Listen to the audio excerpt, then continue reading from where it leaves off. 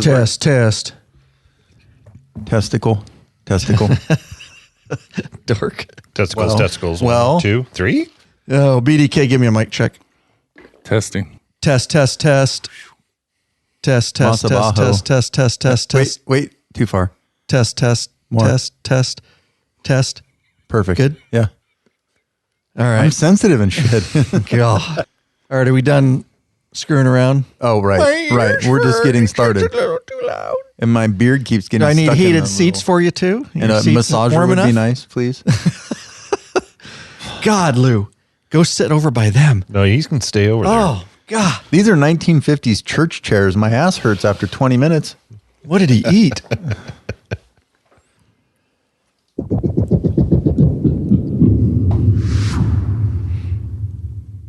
Oscar? Oscar? What did I do now? Now, we haven't seen you in a while, I can't remember my lines already. and we appreciate you being here. There's no lines involved with this one. He's just going to ask you some questions. It's come to my attention. I can't actually give up my sources, Matt. That you've got a condition down in the nether region called nut rot. I don't think that's a technical term. Is that Can a you common Google man's- that? common There is man's such a language? thing as nut rot. There's got to be. I have it apparently. Google that shit. I am. What is nut rot? You're going to get banned from Google, dude. It's your computer. What do I care? That's true. That's true. Good point. So I don't know what you got going on there. But I know that you had some issues since this is about adventure, we were at Tour Tech last year. And it's just like when you walked by, dude, there was like a scent about you. And you could only describe it as the smell of nut rot.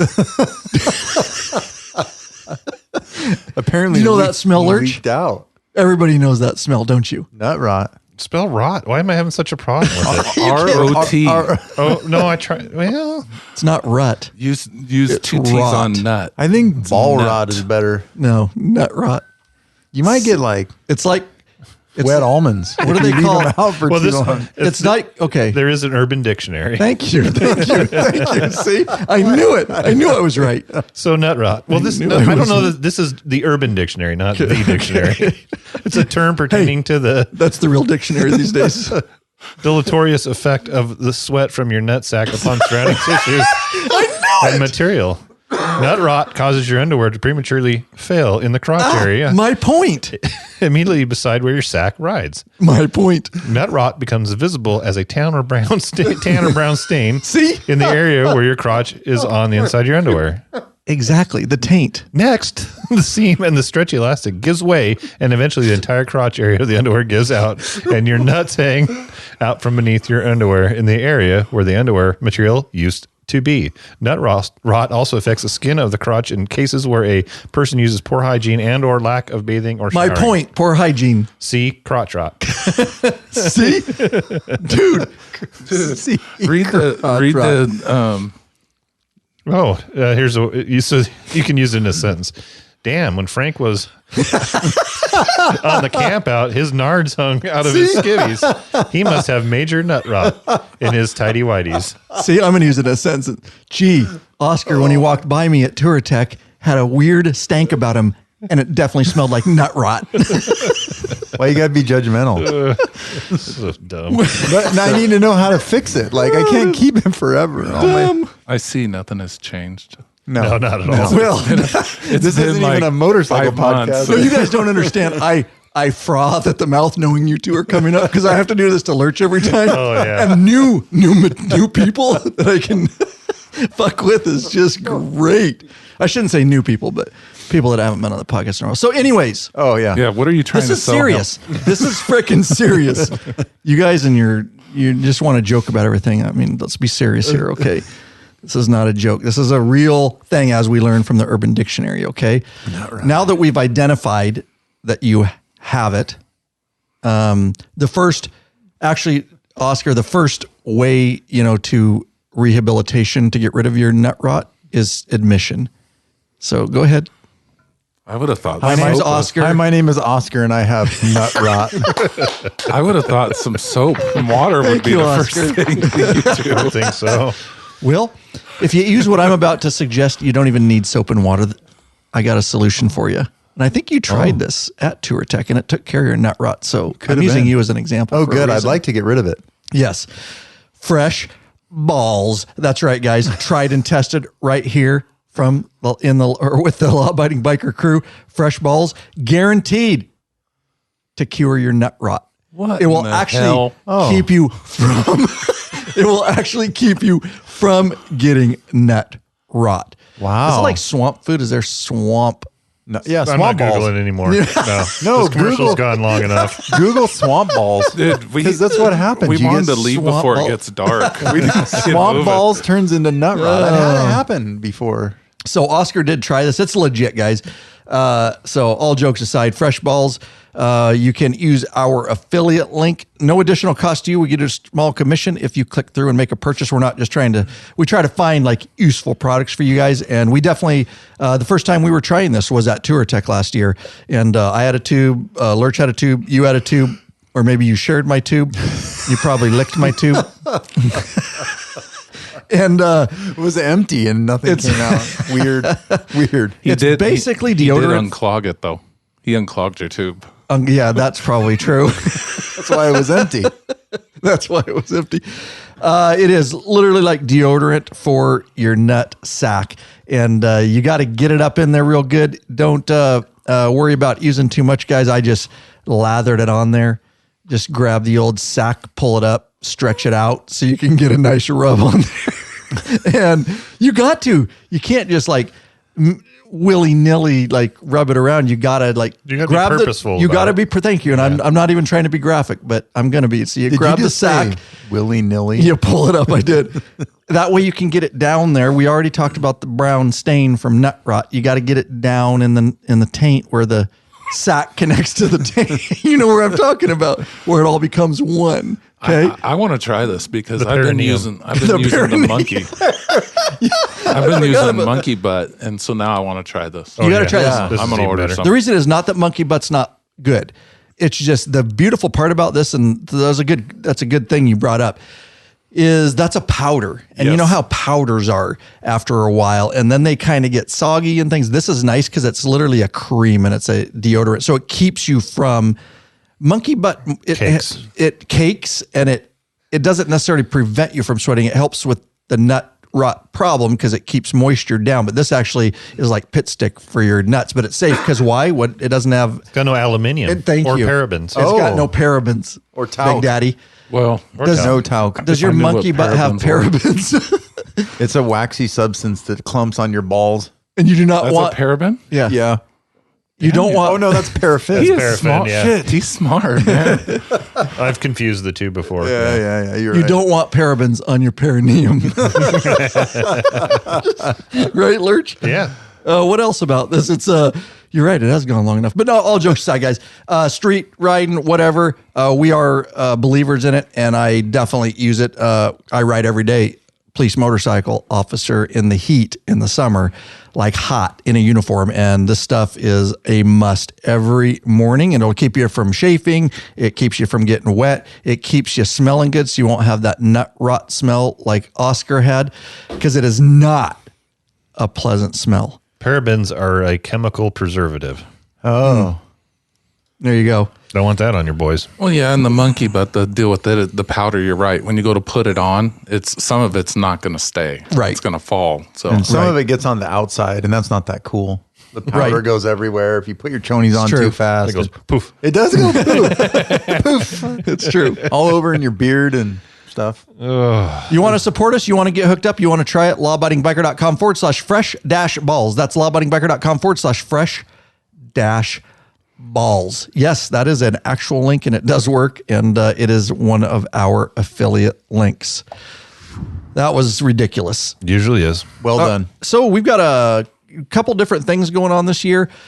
This is a live video broadcast with our beloved mid-level and above patron members. So thank you guys for all being here. It's awesome.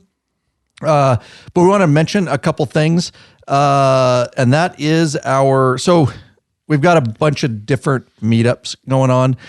I'll just say go to lawabidingbikers.com/2024 meetup, right? I haven't made a page, have you? I did. Yeah, I told you. I did did. you? Okay. I just want to make sure that's it. I believe it's lawabidingbiker.com/2024 meetup. All one word, no dashes. Should take you to the page that I created for the, I guess I'm going to. 2024 meetup? Yep. 2024 meetup. And that should take you to the page. Yeah, you did. Thanks. So everything's there. That's going to be the East Coast meetup. When we're riding Russell Roberts' coattails over there, the lab crew, we're going to be in the middle of our summer trip. That's enough about that. Go over there. We put out a podcast, episode 352, and I did a video on it. It's all over at that page. So that's the East Coast meetup. Now, which we've always said is, the amazing patron community has grown. And just when I think it's peaked, it keeps getting bigger and people are more active than ever. And so we want to mention a couple other patron events. Now, number one, Russell Roberts is putting that one on over on the East Coast. Right. And then, yep. And so he's the head of that. And then this one is being put on. We just found out about this one. So Brad Johnston, we went to that years ago. He did a West Coast meetup. Now, these are events that are non-sanctioned. We always say that in a joking manner. We've had a lot of fun with that. These are not sponsored or put on by Law Abiding Biker Media itself. These are community members that are meeting and riding and setting up these events. So Brad Johnston, we want to mention, is setting one up. Do you want to talk about this, Lurch? Yeah, absolutely. So this one is going to be the weekend of July 12th and 13th. It's going to be in the Madras, Oregon area. On Friday night, there's going to be a no-host bar set up at the new Basin Distillery. And then on Saturday, the 13th, there's going to be a ride followed by a barbecue at Brad's house.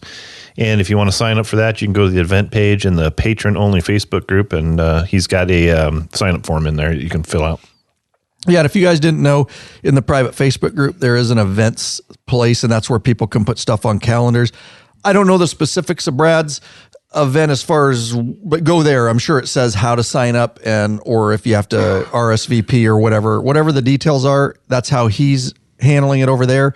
And so of course you can DM Brad right there on the event page or just DM him on Facebook or whatever. And if you have any questions about that, I don't know if we're going to make that. It's in our sights, but that will completely depend on how my year looks with other obligations and traveling for whatever, is to come for 2024. It's already getting busy. So we'll see. And if I don't make it, maybe some of the other guys will, but it's on our sites. We just can't tell you as of right now. That will depend on my schedule. All right. And one more event, again, patron member organized by Chris Lezak, who has done events in the past. This one is going to be the Midwest. So we've got an East Coast, we've got a West Coast, and we've got a Midwest non-sanctioned patron meetup. And go ahead, the details there, Lurch. Well, this one's going to be July 30th and 31st. It's going to be in the Ashland, Wisconsin area. If you go into the events page in the patron-only Facebook group, you'll see all the details. But Chris has a block of rooms set up for the 30th, 31st. And then he's got some dinner reservations set up on the 31st. Got a ride that's going to go along Lake Superior, maybe some few surprise stops. You can sign up, like I said, in the event page on the patron-only Facebook. There you go. And thank you, Chris Lezak and Brad Johnston and Russell Roberts and anybody else who is also indirectly or directly helping those folks because they are the heads of those. But obviously, they usually have other people behind the scenes helping them put that together. Amazing 2024, shaping up 3 separate events all over the country. So even if you can't make the one, that we're going to make in East Coast for sure, you've got these other events and unbelievable that just keeps spiraling these events and the amount of activity that's going on in the private Facebook group. 2024 going in here, guys. No better time right there, because you got to be a patron member to attend these events. You got to get in that private Facebook group. And it's not just that. There's guys that are just hooking up and going on 2 or 3 guy rides, or somebody that lives close to it. It's sky's the limit in there. And you guys have built that platform. We provided it, obviously, but you guys really continue to grow that and are so active in there. So thanks so much to everybody who's just, communicating and getting bikers connected and all that kind of stuff, guys. Networking is just an amazing, amazing community. And I love to see that continue to grow. Charles is saying that he's sure that Texas will probably set theirs up again. They usually have one on there too. See? Yeah. There you go. So we might have 4. That might be a record. If we have 4 in 2024. So amazing that that's going on. So hopefully BDK can make one, maybe the West Coast or Oscar. I was like, Madras is nice. I'm going to look at my calendar, maybe go down to Madras. That was a fun one when we went. I did a documentary film on that, and that was a really cool, and that's just a good time down there. It's a pretty short ride for us. Communicating with Brad, he said the ride will take you through the place where Rick ran out of gas. Yeah, that's in the documentary film. Yeah, if you guys didn't see that documentary film, just lawabidingbiker.com/ride- now. All our doc films are over there. That one was titled Riding in Real America. Got a ton of views, but it was fun. A lot of cool little things like that, small towns and things that we got to do. So there you go. All right, let's do this. I got mail. Lurch. Yay! I got mail. Yay! So this email's from Vince Cajano, and it says, "Good afternoon, guys. I purchased a new iPhone 15 Pro, and now the only way to hear my music is via Bluetooth. It doesn't even recognize my phone when I plug it into USB." He's talking about his boombox. "There are different cables, and I purchased the Lightning USB-C from Apple. My phone works perfectly in my car. With Apple CarPlay, everything is updated to the most current release. I was at the dealership, and they said I would have to wait until next month when HD releases the next update. While I was there, I had a USB-C to USB-C and plugged it into a new CVO, and it worked perfectly. So no, I'm not buying a new CVO to have my radio work. LOL," he says. "Any help would be appreciated. There are plenty of people on Facebook that have the same issue. Hopefully you can be the hero in this case with all your connections at the motor company. Thank you, Vince Cajano." And so this was an interesting one. The reason I put it in there is one of the first things we usually recommend to people when they're having problems with CarPlay is to get a new cable. Quite often that fixes the issue. Well, the way he described this one, it sounded like it was working on the CVOs, and apparently there's an update coming out. And I said, "I'm sorry, we do have some connections with these days with Harley-Davidson, but nobody in the software. We can't get that update out for you any sooner. I guess we're going to just have to wait." Well, he did some more research on his own, and this is what I appreciate about the people that we interact with. They take the time then to come back if they do find a solution and share that with us, so then we can turn around and share it with everybody. So he was able to get a new cable. He replaced his cable, plugged it in, and everything worked fine. So what we normally recommend is get a new cable. And in this case, it did work. So he didn't have to wait for the update. But if you're not getting your CarPlay to work, quite often it's the cable. And I will add to that. And thanks for sending that email in and helping the community. I will tell you, a lot of people don't realize they just buy like charging cables, same with Lightning. And they don't really understand the block that they're buying and how many watts that puts out. And they don't know if they're buying a charging cable or they're actually buying like a data cable. Especially everything's changed over to USB-C now. Thank God we're going that way, getting rid of everything will be USB-C. But what I'll say is when you're buying cables, you can't just buy like at the convenience store and grab a cable and expect that to run your CarPlay. The $1.99 one by the checkout counter? That's not a good one? No, well, it is if you're just going to charge it like 5 watts. That's fine. Yeah. But, you got to look, guys. So I would say, without having any complete technical specs, I wouldn't try anything on Apple CarPlay, whether it's a vehicle or a motorcycle. Anything like 3.0, 3.1, USB-C 3.0 or 3.1, that's going to cost you, $15, $16 for a decent data cable.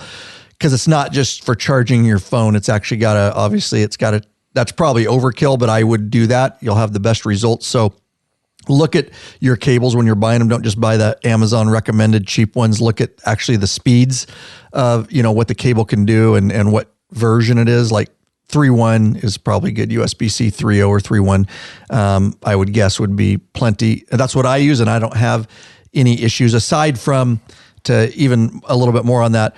So even if you get the right cable, the boombox still, even the new GT unit that I have, and the ride command on the Indian is even worse. That is a horrid system. The more time I spend with it, it has a lot of Apple CarPlay connection issues. And I have a fast, awesome cable. It just decides not to, and so does the Harley once in a while. Just decides it doesn't want to do. So you got to unpair, repair, and that seems to connect or correct the problem. But anyways, thanks for contacting us. lawabidingbiker.com/contact is how Vince did that. You can also leave a voicemail over there right from your computer or phone for free. Love to hear your voices. But again, lawabidingbiker.com/contact. Hey, and I bought a new CVO to get a new radio, so I don't know what the issue is. Yeah, right. It's not a big deal. Jeez. No, the GTS unit is definitely better than the old one. The ride command and the old boombox are neck and neck on being the biggest paperweights in the world. At least the new GTS unit is better, but it still has its fair. All car manufacturers and motorcycle manufacturers trying to make their own OSs and stuff is just, they're not software companies, and they need to stop. Just make sure Apple CarPlay works. That's all we care about. All right. Big Daddy? Yeah. Are you tired of a sore and achy ass? Every Then stop damn hanging day. out in the dark alleys late Every at night day. after you've been drinking. I'm just going to tell you. Judgmental he is. That's all. We're done with that commercial. Just stop hanging out in dark alleys after you've been drinking. Stop going home with people you don't know. All right. You want to ride longer? You're tired of a sore and achy ass? Well, the kind of tired and sore and achy ass we're talking about is on a motorcycle. Fix it with a high quality butt buffer seat cushion. Head over to lawabidingbiker.com/store. Check out our full line of butt buffer seat cushions. Oh yeah. I know a lot of you will be using the Rick Rack system on your trips and your meetups, possibly 4 this year. That's exciting. You got to have your Rick Rack. That's right. The ultimate motorcycle luggage rack solution. Forget those messy straps and bungee cords. Go strapless with the Rick Rack quick attach luggage system and quality bag. Head over to lawabidingbiker.com/store. Get hooked up now. Hey, Bikeaholics. 3D, of course, has a wide variety of innovative products for your Harley-Davidson and a brand new line for the all-new Honda Goldwing named Gold Strike. I like gold. Top quality, affordable chrome lighting and comfort products. Zero Gold Strike are the motorcycle LED lighting innovators for CAN bus plug-and-play system compatibility. Head over to lawabidingbiker.com/store. Check out our full line of 3D products. I think we've got a podcast to do. Oh, that's what we're here for. Isn't it over already? Done. We've been here for 3 days. This is going to be fun, guys. I'm already having fun. Welcome back, you freaking bikeaholics. This is the podcast for the motorcycle majority, the Big MM, also known as the 99%. Nice. large and in charge of the motorcycle scene more than any time in history. By being here, you're part of what we call the hashtag. Biker revolution. There you go. I'm out of practice. No, you did great. That's great. Just Nice work. pulling it out of your butthole. It is still sore, by the way. I need a butt buffer right now. Oh, we do have just one question for you before we get started. What are you waiting for, Bikeaholics? Mount up and let us take you on another wild-ass ride. There you go. Ryan Urlacher here, your host of the Law Abiding Biker podcast and your... High-tech redneck. All right, guys. So this is a live video broadcast and chat. We appreciate all our mid-level and above patron members being here. We're going to try to monitor the chat. We're going to get into it fairly quickly here this episode, and it's probably going to turn into a 2-part episode. And we will we'll make that decision towards the end where we're at, whether we're going to stay live or whether you guys are interested in that. But it's so much information that it's probably going to be a 2-part in the interest of not rushing this thing, because I know I've got 2 guys in here that you guys haven't seen in a while. So I'm excited to have them in the studio again. And of course, Big Daddy Kane in the house. Don't have nothing. I totally caught him off guard, but we had to play your song anyways. We appreciate it. You had an hour trip up here. You could have came up with one. No. Oh, okay. No? I'm out of practice. All right. That's all right. And of course, Oscar in the house. Yeah. But these guys, we appreciate having them in the studio, and they're going to talk all about. I've got a lot of questions. I've been so busy, I haven't had a lot of time to keep really dialed in on the adventure, motorcycle, and dirt scene. So we're going to talk, the market's blowing up. There's a lot to talk about. We're going to talk about what Oscar's been doing all year. He's been doing a lot of dirt bike stuff. Big Daddy's, you all know Big Daddy. He buys, changes his bikes more often than he changes his underwear. So he's already been through like 18 adventure bikes. I can't keep track, something like that. No. He runs a motorcycle sales shop out of his home. He's got he's pinned on Craigslist at the top of the page for selling bikes. Anyways, I'm glad he's back up here so I can hack on him. Hacking on Oscar too. Lurch gets tired of all my. Yes. Lurch is like, this is a nice break. Awesome. I appreciate you guys. No doubt. But we've got a lot to talk about, guys, and. I want to do this. We love our sponsors. Our regular sponsors are awesome, but these folks are awesome too. And they're some of the reasons that we're coming to you after 11 years. These are some of our newest patron members, Oscar or Big Daddy. We have David Holding of Warrington, Virginia. Dan Kuykendall of Some Special Place. Oh, yeah, sorry. Some Special Place. Sorry, Dan. Dan didn't provide this location. Of Ann Arbor, Michigan. All right, thanks, guys. Lawabidingbiker.com/Patreon, Patreon. Pledge a certain amount per piece of content, no risk to you because you can put a monthly cap. That's right, we understand those family budgets. There are benefits for getting signed up, such as t-shirts and stickers. You get access to the private Facebook group, which is a troll-free zone. We've already talked about it. Nothing but bikers helping and connecting with other bikers in there. It is a literal motorcycle forum and continues to grow in there. You get access to live video broadcasts and chat like this, access to premium videos up on request, and of course, like we already talked about, access to those ride, meetup, and events. Not to mention possibly at least 3, possibly 4 going on this year. We appreciate you considering becoming a member. And of course, so many of you are going to listen to this in regular podcast format. The other benefit I didn't mention is you get these podcasts early, months in some cases before the regular listening audience. So even if we record one or live or whatever, we always upload them in the back end of your Patreon accounts. Lickety split, because that's fast. If you guys didn't know, did you know the definition of lickety split? Is it like willy nilly? It's fat. No, willy nilly is that's like different. Just running by the seat of your pants. I'm doing it willy nilly. Well, I mean, you were talking about haphazardly. You're talking about nut rot, and then you said willy. Right, true. Didn't know if it meant something different. Fix that nut rot. Lickety split. With fresh balls. All right. See, we've done a whole episode on nothing. We have fun here, guys, and we appreciate you guys hanging out with us. We'll try to monitor the chat as much as we can. But yeah, you get those podcasts uploaded very quick in the back end. So always check back into your Patreon accounts. There's other access to there's access to the recent documentary I put out.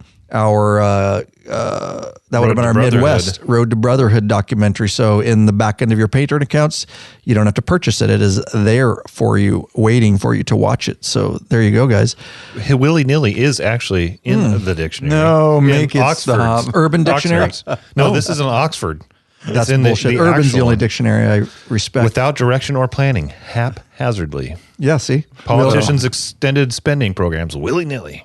Well, slap my ass and put gravy on my biscuits. Willy and nilly. All right, so Oscar. Yeah. Let's start this out, dude. Let's get rolling. Like I say, guys, this may be more likely than not probably going to happen. This is going to be episode 1 of 2, but we'll see how far we get, and then we'll, where are we at? Oh, yeah, geez Louise. We're already 2 hours in. All right. No, it'll be fun, though. I didn't want to waste it because I got you guys in the studio, and thank you for being here. So Oscar has been doing it's an addiction. It is. Because we all have personalities that are very addicted personalities. And Oscar, it could be worse. You could be addicted to horrors or something. I was addicted to, whiskey. I mean, I don't know if that's not that bad, but right. It's delicious. You could Sorry. be. It is delicious. It's delicious. I mean, You could be addicted to dirty women. Oh yeah, Motorcycles. I mean, there's a lot of worse things. It's true. Got some cream for that. Yeah. Wait a minute. What are we talking about again? Dirt bikes. Back to dirt bikes. Oh yeah. So tell us about, you had a dirt bike riding summer, it sounds Man. like. First of all, let's back up. Oh yeah. And yeah, Wow. do I have that somewhere? Oh yeah. I don't know if I do. I thought I had it on the Used soundboard. to. Yeah, I thought I did. But so because I haven't had a lot of time to keep up. I can't keep up with Big Daddy and all his bikes, and I can't keep up with your bikes. So do you have the same one that you drove out here in the back of your truck? Yes. Okay. And describe that. It's beautiful. Yeah, it is beautiful. Doesn't talk back. That's exactly. Dirty women talk back a lot. I bought a 2023 Husqvarna FE 450 last year. It's been almost a year ago. Okay. I Yeah, I was bought going it to say. like the end of December of 22. Yeah. The dog just crop dusted me again, but I'm going Dude, to work that through dog, it. I'm working through it. God dang. If you want to hear all about that bike, I know we'll talk a little bit about it, but we did a episode on that LAB-328. Oh, look at that. Oscar's new 328. Husqvarna. Wow. Husqvarna. Husky. Whoa. Just say husky. Oh, is that? Yeah. Talk amongst yourself. I'm getting some air spray. So tell us about that. Live, I'm going to spray the dog's ass with Bike. Are it. you really? I'm pointing it right at his Rear end? cheeks. Oh, that too. That's You got to not get bad. under the tail. I just hit his cheeks with it. You got to get under the tail, He's bro. like, oh, look at, he's all scared. He's walking over. Of course he is. Come here, Lou. Come on, dog. I don't know. You're supposed to use that on the dog. I don't know, dude. but- I think it's supposed to treat the air, not the dog. Hang on. So a second ago, he crop dusted me. It literally smells like he crapped on the carpet. I'm so it's- happy he's it's over there. Air coming around a turd. Oh, absolutely. Now, this is called All Night Long. This Glade. All night. You know what that smells like now? All night. Shit. All night. With Fall Night Long. Shit all night long. Because it doesn't, like this is supposed to cover, but now it just smells like shit fall night long. So, oh, I'm sorry, Lou. That's ridiculous. Okay, go on with Back your, to the FE 450. It's a dirt bike. Yeah. There you go. That's the best part. yeah. You've been riding it quite a bit this Jeez, yeah. summer, eh? I rode a lot. Hey, A lot. Who's calling? you guys talk amongst yourself. I got to take What this. is 'cause this? it's- Are you kidding me? No, it's my daughter. I got to take I this. was You like, guys this is a live talk dirt podcast. bikes. The host is going off by a microphone. So, but anyways, tell us about your summer and dirt bike riding, what you're up to. Man, I bought this dirt bike and I started doing a little bit of racing. Oh. I never raced before. And I vowed never to race. And then I did one. This guy talked me into it. So how'd you get into racing? This guy talked me into it. That's all it took? Yeah, he's like, hey, you want to go race? I'm like, no. And he goes, just come on. I'm like, okay. So it really twisted your arm. Huh? Yeah, he did. Enduro, I suck at motocross. It's enduro style racing. Okay, so I don't know what that is. Explain it. Versus like, it's not just on a track. Is it? Yeah, like It's more one of a course. It's a course and Okay. it's long. Like, so one of the courses we raced at it's part of the motocross track, but the focus is not on jumping and stuff. And then it has single track involved and some 2-track. And then like the one course you get to ride through a house. It's kind of cool. An old abandoned house. Yeah. Yeah. You ride right badass. through the front door and right out the back door. It's cool. So is it typical racing where you're trying to beat each other? Is Yeah, it just yeah. timed or? It depends. There's a ton of these like Grand Prix hair scramble style races. So the one we did was as many laps as you could get in an hour and a half. And they were like 8-mile laps or something. But then we did endurance. yeah. Well, no, those are, yeah. I mean, for my fat ass, it was endurance, but we did another one. It was how fast you could get through a 50-mile race. They were 16-mile laps. And so that course was like enduro. There wasn't any motocross track in it, but the other one had some motocross track in it. They're cool. It's fun. And the KLR wasn't suited for that. Holy no! There was a dude on a KLR. Was there? And dude, that's insane. That is insane. With between the mud, one of them we did was a total mud run. Mud 8 inches deep, The whole track was a big mud pit. It was disgusting. I think you sent pictures of that on GroupMe or something. Oh my gosh, that was miserable. But we did one that was dry, and a guy rode a KLR. There was a guy on an XR650 and a guy on an XR4. I don't know how they do it, because the KLR, I would make 1 8-mile lap, and that would be it. Really? Yeah. How come? It beats there's rock and okay, got it. Just to wear you out. Yeah, if you can't wheelie some spots, and there's short hill climbs and there's jumps, and I mean it's a pit. Big whoop sections that I don't know how. The dude that beat me in the 50 mile was riding like a 78 RM 250 2-stroke vintage. Jeez. Beautiful vintage 2-stroke. And I could hear him coming up behind me. I'm like, no. A bike that's 40 years old can't laughing at you on your 4-stroke. And then I hit a rock and almost died, and he went off, and I'm like, wait, come back. And he did. He was gone.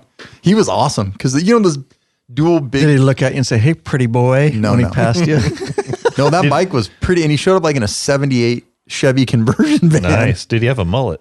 I couldn't tell. He was gone. I never saw him. Did he do that? Hey, pretty boy. Yeah, he may have. All the smoke that was coming out, I couldn't tell, but he totally may have. Yeah, but we rode single track, a ton of single track, and that is a whole other freaking deal. That is not very fun. And where are it's you not riding relaxing. single track at?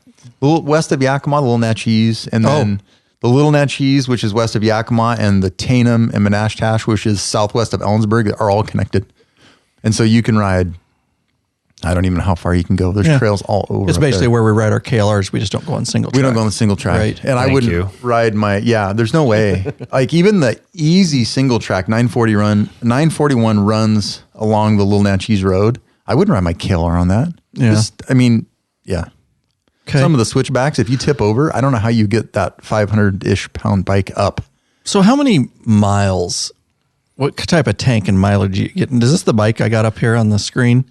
You've got the FC instead of the FE. Oh, that's the motocross bike. Yeah. You want the FE. That's badass. That's actually a picture of me. I do those curves and stuff. Only I don't land on my wheels. So what do I type here? 450? FE. FE. Frank Edward. What does the FE stand for? Designate? 4-stroke enduro. Oh. Weird. Okay. The big shift. That's a 24. Well, can we look? Is it different? Yeah. Oh, it is? They made some changes. Oh. Well, does it look the same though? Yeah. Okay. Looks the same. I'm putting it on the screen here for everybody so you can see what I'm looking at. This is Oscar's. This is the 2024, but it pretty much looks the same. So, but apparently they made some changes. They made the front forks are closed cartridge, and the rear shock is something to do with the linkage. I don't know. There's some changes, whatever. Now, I did want to tell everybody that I fully intended last year to get hooked up with a dirt bike to ride with Oscar. But the reason I don't have one is I literally have zero time. It would have sat with all my obligations and the videos and flying around with Harley and test riding Indians and then work, my full-time job. And it just literally would have sat. I'm sad to say, which is weird. It was such a busy year that I didn't, the only time I rode my KLR was one day at Tour Tech because the other day I had the Pan America all day. Yeah. That is not going into 2024. It just depends how busy it gets. But with the full-time job on the side, it gets really hard to find time and run the business and all that. So, but every time I look at this, I want to go buy one because it just looks badass. Dude, single track is so, I don't know how to describe it. It's like a hot, crazy woman. Yeah. That good, huh? Yeah. Okay. But then it's not fun and it's not relaxing. It's not? scary as shit. No, we get done. I'm like, why did I do that? But I want to do it again. Adrenaline. Yeah, totally. Exactly. Yeah, there's totally. Chasing that high. So back to my question, mileage and gas. And because, with our KLRs, we can go quite a clip. Yeah. No. And so we don't have to worry. What are you doing here you have to go a short distance and come back and get gas and then try to go somewhere else? I mean, it's not long rides. We did a 40-mile single track ride I did the farthest I went was 42 miles. That's a pretty freaking solid day. I mean, your average speed's between 9 and 15 miles an hour.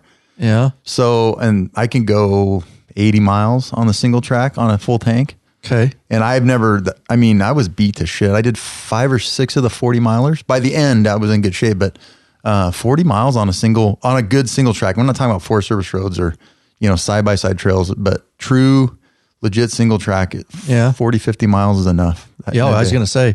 It's a long ways. Are you so setup wise when you're going out and doing these, and jump in, Big Daddy, if you have anything too. I know Big Daddy knows a lot about dirt bike stuff too, but what are you like taking with you? Cause you're not going as deep as us on the KLRs, or what kind of equipment? That's what she said. He's got a smaller deeper. bike. It's smaller, but it's deeper. That's right. Yeah. We're farther. When we're riding the KLRs 200 or 300 miles, like we did to Trout Lake or whatever, but you're on main roads where cars and stuff go. Right. We're on the single track trails are in the middle of nothing. Right. There's nothing. So I went all smaller stuff. Okay. Tell me your setup. Do you carry extra gas? I can. I haven't yet. Okay. No, I haven't needed it yet. I want to know, I will my question was on a regular, on a regular trip, not you could carry gas, but for you, the riding you did this summer, I didn't. Not needing, do you have emergency gas? You don't? No. Just in case. We didn't. Okay. Yeah, we didn't need it. I've got a first aid kit and miscellaneous just crap on the front fender, toolkit on the rear fender, and then I bought a USWE makes marathon backpacks for mountain biking but dirt bike stuff. Anyway, they're tight. They fit really tight. So I have a backpack and then a waist pack like the one Ricky has, and then I bought a small tank bag from Ricky, and so I have the tank bag. Oh, because the weight. If the weight, like those big vests we have, the climb ones. Yeah. I don't know. I got a lot of guys wearing them, but they're heavy. Yeah, you were wearing that all the time. On the KLR. Okay. On the single track, I don't know. I like to split it up more so I can move around more. So you just have a waist belt. Waist belt, backpack. What's on your, backpack too? Yeah, water in the backpack, water bottles in the waist. Okay. I had toe strap and stuff in the middle of the waist pack, and then food, more water bottles in the tank bag. What kind of food? Like jerky or something? Yeah. Just something, whatever. Random crap. Okay, peanut butter sandwich or whatever. And then I freeze water bottles and throw them in there. Oh, you freeze water bottles and then they thaw out over time. Yeah. Smart. I sweat my ass off. Yeah. Yeah. What do you take for what are you riding in your gear? Did you buy dirt gear? Yeah. Okay. Yeah. So motocross pants? Yep. Okay. Yep. And I bought that, bone body armor, pants and shirt. But then I switched to force field shirt, and I hit a lot of rocks and shit. Fall down and driven my elbow pads into the rocks. So the gear underneath, I think, is why I sweat so much. Right. I wear full protective gear on it. Well, I would too. Trees. You have to. A lot of guys don't. But really? Young guys? Young and old dudes. A lot of the guys I ride with wear a lot of padding, but I would wear. I do on my KLR. Yeah, I do. I wear now. padding. Yeah. Knee protection, elbow protection. I just, You get older and smarter. Yeah. If you're young, you'll do that a couple times and then you'll figure your shit out real quick. You know what I mean? But we all had to learn that way, the hard way. And then you're like, I broke my elbow when I was out for 8 months. Yeah. Yeah. Yep. Maybe I should wear a pad. Yeah. Yeah. It matters a ton. I went up, we were riding a single track. We came down Frost Mountain. There's a double black or single black diamond. So we came down. They have diamonds on them? Oh, dude, they're terrible. Who designates those? I think the Forest Service does. How do you find out? They're marked. Like I go snowboarding and they have black diamonds marked? Really? Yes. So that many people ride these trails that they're marking them. There's days we've seen 30, 40 people on some of these trails. Yeah, coming up out of Cleolum and stuff. Yeah. So green, blue, black, double black, red. Just like skiing. Yeah. Well, we don't have red, but yeah. Yeah, red is like... red, you're dead. Yeah, red's really hard. In fact, Clifty, the one side of Clifty, I don't know if you look at the videos, this one of my buddies rode it, and he sent me a picture, and they're riding, I don't know, it's 1,000 feet down, it's up on the left, and the trail is just as wide as the bike, and there's nowhere to go. Nope, not doing it. It's scary as shit. I haven't ridden it, but we did one spot in the Menashtash where you have to go through, it's a rock face on the left, it's like 800 feet down on the right, and you just go over this rock and down, and then you're good. And then, but it's just a little rock outcrop between two little landings. And I saw it. My buddy told me, hey, look, just look ahead and ride through it. You'll never know what happened. And I got done and I'm riding. I'm like, well, we're going to hit this spot. And he was just back there. And I look back. I'm like, oh. Yeah, dude. I didn't know it was coming. They didn't, but sometimes they'll tell me, hey, he told me, hey, on this spot, just go through it. You'll be fine. It's coming up. It's coming up. It's coming up. And then I got in and I'm like, oh shit. And then I almost lost the bike down. It would have gone down. Dude. I can't tell you why it's so awesome. Yeah, well, because of that. It is. 'Cause you got stories in it. It's freaking. It tests you and it's does. physical. It is. You know, Yep. it's physical. So I get the draw for sure. I mean, I want to do it. It's for fun. sure. It's super fun. But yeah. Okay. Beats me up. Can I have your motorcycles after you go down one of those hills? Yeah, you can, dude. Damn right. You can get it back. You can have me and Oscar's go down together. We'll Go still blaze be- of glory. That's right. What's that trail called? Clifty? Yeah, Mount Clifty. Mount Clifty. Yeah, we went there, but I'm like, I'm not riding that section. I don't have any desire to ride that kind of. A lot of guys like it. There's another one we rode that wasn't quite as bad out of Ellensburg, but I can't remember the name of the trail. Windy Ridge or Windy Windy Point? There's a Windy No, Point. it That's was- down low. Rainy Pass. Okay. And it's the switchbacks. I mean, you just are on this cliffside and then you hit these switchbacks. I just get off because they dig them out, but you just get off and then kind of hop the bike around and go down. But I've watched guys take these switchbacks, and if you miss, that's it. You just go downhill. There it is. God. I think So prior, Clifty? that's it. I think that's it. Yeah. It so looks like prior to riding these, is there a map or something that shows you black diamond, red, or do you just have to get up in the area and then there's signs for it? yes. And you ride with people that know where they're going. I'm not doing this by myself. I'm riding with guys. really? that- Okay. Yeah. So the guys I've been riding with are been riding up there for years. Okay. And so I wouldn't go on my own yet. Does anybody that's riding up there, like we do on our KLRs, running GPS or maps, Oh, yeah. or they just know it? No. Okay. Well, I mean, I do. I'm running Okay. Onyx. Right. I don't use the Onyx Garmin. off-road? Yeah. Yeah. Onyx and Gaia. Yeah, but I mean, they don't give you turn by turn those apps. They just as a way to look at the area and maps. As far as my experience with those apps, They do, you can follow a route line. but there's nowhere to go. We're not meeting a shitload of intersections. You're Right. riding a single track and then you What do come you- to an intersection and you just look at the map and go, okay, if I go left, I'm going to Clifty. If I go right, I'm going to right, Nashville. you're using it more like I Yeah. say. Oh, yeah. Not for turn by turn, but they're good topographical Yeah. maps, and you can see roads and all that. You can download them in the background, so you don't need cell service. Yeah. And Right. well, Onyx is GPS and Gaia is Yes. GPS. So you don't need cell service anyway. The Okay. phone operates off GPS, but it's not that great. It's not like what we're doing on the KLRs where they're major road systems. And I tried to plot Gifford Pinchot out of Randall. My daughter and I went up there and we were going to unload and ride the hiking trail because Onyx is part of this trail is hiking, part of it's horseback only, and then the dirt bike sections later, and you can't tell on the various maps. And Gaia had it listed one way anyway. So it's kind of a mess. So I'm using like Right. 3 or 4 mapping. Like we do. Yeah. You know, redundancy. I'll have Rever up and I'll have Garmin up, and just redundancy to look at things. Yeah. It helps. Interesting. So you're not comfortable enough to go by yourself then on these trails yet? No way. There's no way. I wouldn't recommend it, even if you're a good A rider. lot of people right? do. They're crazy. That's how you crazy. bust a leg and then you're out there in the middle of nowhere. Yeah. Well, it's true. I guess if you're smart, you can always turn around, right? If you're like, I'm not feeling this, I'm going to go back. Frost Mountain, we went down Frost Mountain, and I was totally committed. There's nowhere to turn around and get back up. I wouldn't have gotten back up. I would have been stuck. Oh, And I okay. wouldn't have known until about halfway down. Oh, crap. I shouldn't have gone down this. So No, it's not smart. There's places you can't turn around. Like you get into it and you're committed. And then there's another one, not Legos. What's the other one?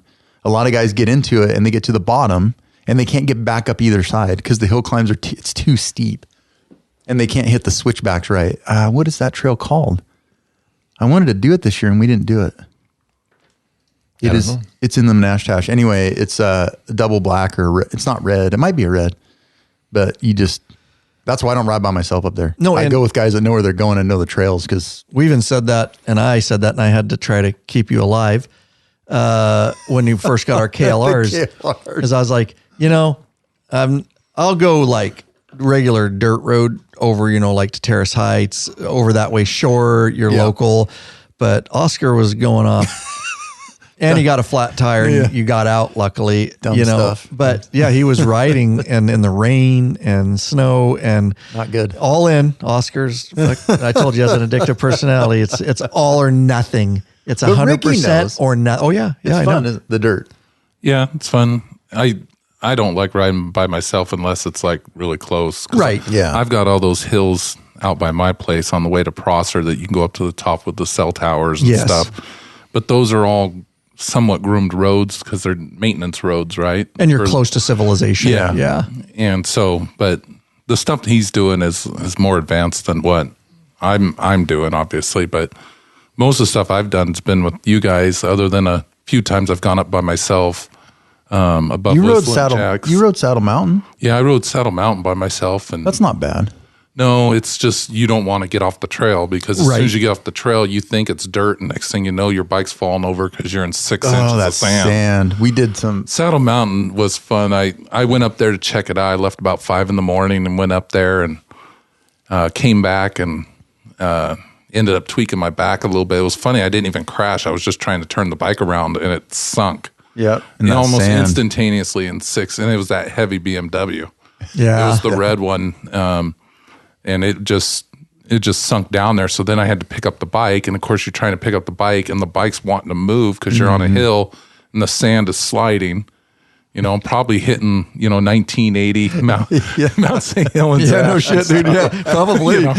And then I told him, "Hey, man, you got to check this out." But I'd still like to go up there again and really spend a half to 3/4 of a day because there's certain parts, and that's a national. It's BLM. Yeah, it's BLM, and so you've got it works out. There's 30 miles of trails, but one of the ones that I wanted to go, and then after I kind of tweaked my back, I never made it up there and came back. I think you said you made it up there. You can go out to this one little point, and when you get to the very end, you're literally overlooking the Columbia Gorge, and you're looking down at the Columbia River, and you can kind of see in the distance the bridge. But that was pretty good. But after that, Cindy was like, "Okay, first of all, you're going to get the life flight, Yeah. and you're not going by yourself unless it's something like the summer. One day, I rode up past Whistling Jackson. I went on that one road by myself, but that's different because you're on." There, the biggest thing you got to worry about is like washout. The Jeepers and the side-by-sides, they're tearing things up. They tear up that gravel. So you're doing 30 and you're doing really well. And then all of a sudden you're in 12 inches of 5/8 gravel. That guy warned us about it. Yeah. Yeah. That guy warned us. He did. That one guy. He did, yeah. We were on top of Pyramid Peak, and some random dudes came from the west side, and we were talking to Africa him. Twins, yeah. Yep. And he says, where are you guys going? So we're going to ride over toward Enumclaw and come back. Watch out for the gravel. He says, whatever, the Forest Service laid it on thick and the Jeeps pushed it off the one, and we got right in the middle. He was in like front of that me. deep. He's probably doing 35, 40. You're going fast. I'm doing 30 because I'm looking at my speedometer and I just see his front end move, then his back end move, then his back end starts going like this. And I'm like, oh, I better slow down. And I'm like, oh, no, I can't do that now because you hit the brakes, you're in there. So I just powered through. But on that trip, I was on the BMW, which that BMW was so stable on that. The suspension wasn't that great, even though I upgraded. 850 GS is what he's talking about. Yeah. Even though I upgraded the suspension front and rear on it, it was still that ESA suspension. Yeah. So you really cannot fine tune it. It's good for what it is, but the ESA, I mean, you got 2 options, right? You got 2 or 3 options depending on the bike. It's not like, at least like with the KLR, you can put in springs and you can do that, and you know what you got. You know what you got when you upgrade on the KLR because you're just upgrading springs, and then it's just a matter of fine tuning. But on that BMW with that ESA, you got road and you've got off road. And that's one of the reasons why I listed that and the KLR for sale at the same time and said, I'm going to keep whichever one doesn't sell, because the ESA, it works great, but it's not really meant for the stuff that we were doing. Yeah. I mean, I know the guys do it, but a lot of them turn around and disconnect the ESAs, and then they turn around and put high performance suspensions on them that have preload and dampening, stuff like that. But it was good. It was stable, but you know, some of that washout. That trip, we went up there, and beautiful view, by the way. We were up there, and for the first time ever, I'd never had him say, "Let's take a picture." Because he did. Yeah, he's like, "Let's take a picture," and so he took a picture, and you can just see. It's almost like the Who's song. I can see for miles. I mean, we were at the top, and all you saw was green trees, and that's why I like it. Yep. I just like doing something different. I love it. Yeah. No, I missed it this year, like just going up to Ravens Roost and stuff and me and Matt took some trips the previous year, and just getting out there, and that's my plan. We'll see, to try to get a few more. We're going to take you on this little easy road, Matt. Little easy road. Here we go. Well, here we go. Are we still eating shit for that? No, listen to him. He can't let it go. No, we went to jump off Joe up to the lookout. Yeah. He still wakes up at night sweating in cold chills, dreaming of that. I don't know if you've seen the video of me eating shit and powder dirt going flying everywhere. That's where that's from. We were almost out of it, but it's the best video. They're building a tower up there, a cell tower or some type of tower right next to the lookout. It's a cell tower. Yeah, and there's been big trucks, heavy trucks going in through there, and there was at least a foot of powder. It was insane. It was the middle of my wheel. Yeah. Oh yeah. Yeah. We would look like just when we got out of there, dude. just the way. Oh my god, dude! Looked like talcum powder all over our faces. It was difficult to ride in because you couldn't see what was underneath it. Yeah. And so we were just about out. And I was starting to feel it a little bit. I'm like, yeah, I made it through that. And I get on it a little bit, and my front tire hit a rock that I couldn't see, and it wiped it out. And 1 minute I was up, next minute I was down. But I did a nice barrel roll. I still cry when he gets up. Then he's walking on his knees. He's like doing the knee walk for like 3. He's like walking towards me. I have no idea why I did that. Starts patting himself off, dude, with dust. Just in the dirt. But that story. It's a good illustration of why you should, if you're really going after it for the day, even if it's an easy trail, you should have somebody with you, because on that trip that we did, you're like, hey, you want to go up there? I'm like, man, that's pretty rocky. And you're like, oh, no problem. So we get up there and then come down. That is the training ride. I called it a training ride for me because it was different than the stuff I'd done. But that was the one where I realized I sure do like climbing rocks uphill than I do downhill. Because if you're going uphill and you lose it, you just kind of let the bike fall and pick it up and go. You're going downhill, you're working your brakes, you're working your clutch. It's a longer fall if you go over the handlebars. Yes. And when you hit the rocks, your momentum is throwing you downhill, right? It's true. Luckily, I don't know how I didn't crash that trip, because there was a few times that we got, and it was not necessarily hard, but there was some hairy spots on that BMW. That final climb up to Pyramid Peak was not. It was crappy. It was kind of crappy. Yeah. And riding with two people, you push yourself more. It's true. Like when me and you ride. Yeah. We. Or you two push each other. We push each other hard. Absolutely. We do. I just let them go. I'll find them later. Yeah. Me and Oscar definitely push each other. But those types of rides, like I say, I'll go up to Sela here to look out, back there, I'll go across to Terrace Heights, but those are all like, I've seen cars back there. They're just dirt roads. But, I literally had to put a kibosh and tell myself, like, which you didn't, I think you're smarter now. And I told him multiple times, cause you were going off to some of that stuff, and we're like, I know most of the times you'll be okay, but that's we did get, that's why we got Garmin's too. So we have SOS, and stuff like that. But still, I don't feel like I want to, be stuck by myself with a broken leg hitting SOS, hoping people find me. I mean, that's just, it's just, But and those Garmin's came in handy when we went out to Randall. Because remember, I was being a fool trying to keep up with you two. I followed the map. No, and then he turns around behind, and next thing you know, you guys are like text messaging via the interweb, or the interspace satellites. Waiting for our 20-minute response. I'm waiting for Star Trek to come down and all this. I mean, I was like, man, that's impressive technology. And then we find out that he followed the track, and he decided pull I'm going to do whatever the fuck I want kind of thing. Not Oscar. No, I made the first map, and someone didn't tell me he changed it. So I'm riding the map that I made, that I sent out, and then, and he says, we're standing there waiting for the text back from Maddie. wait a minute, you know what happened? It was sent to you. You just didn't load it. No, I didn't use it because I used the map you told me to make. Oh, maybe Maddie went Forest Service Road 21 on the map. I'm like, what map? Oh, the one I sent out or whatever. You told me to make the map and I made it. And we were on the route that I picked. I was just about to where that washed out bridge was. And I'm thinking, this can't be the road. This road sucks. I thought I was on the wrong one. So I actually turned around and came back. Then we met up at the Y there and rode it. That was fun, though. That was a fun ride. That was a good road. It was challenging. Fun, Yeah, and sure. it also was it seems like maybe I'm naive at this, but it seems like almost every ride we go on is a training ride because I've learned something on every single one. Yeah. Just like on that one, I learned so much about the bike because I had it in this off-road mode or I had it in sport mode or something, and next thing you know, I get stuck in the mud. So he's trying to push me out. I'm like, man, it keeps not letting me get through this mud. So then I finally figured, I got to shut off the traction control. Oh, that's right. And so then I got the traction control, and then we got down there, and then I'm like, yeah, I learned this. And Ryan's like, yeah, I have my own modes too. Yeah. It's called first gear, second gear, Clutch, My clutch. my traction control is on my right foot. True. Did I say that? Yeah, that's hilarious. Okay. Boy, we're just getting started. We got a lot more for you. Let's do this real quick, Lurch.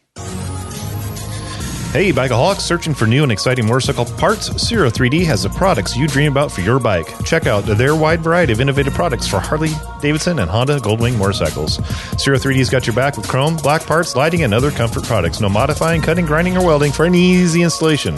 That equals less time installing and more time riding. Zero 3D has a design team of riders with over 40 years experience with a passion for design and innovation. Zero and Goldstrike, or the motorcycle LED lighting innovators for CAN bus plug-and-play system compatibility.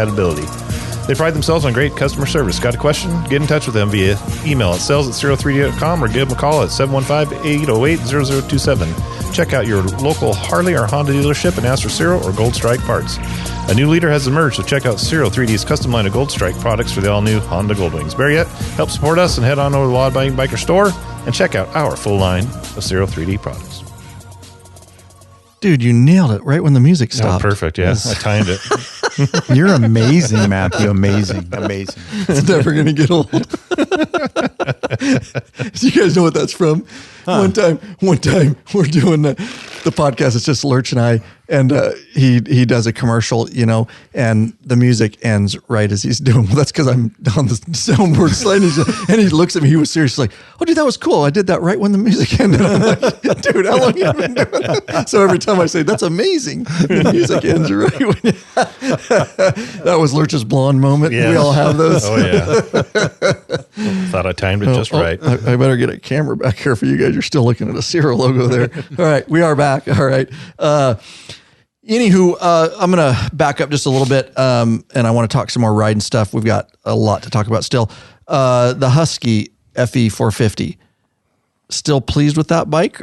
Or you eyeball? I can't believe it that you'd It's be awesome. completely satisfied with anything. Well, because you go through things about as fast as BDK. He's more than you, but you're right on his ass. Well, when I bought it, I knew this place I bought it. Kevin told me, "Hey, look, the two strokes are easier on the trails, but the 450s have a broader range of. You use them for a little bit more broader range of things."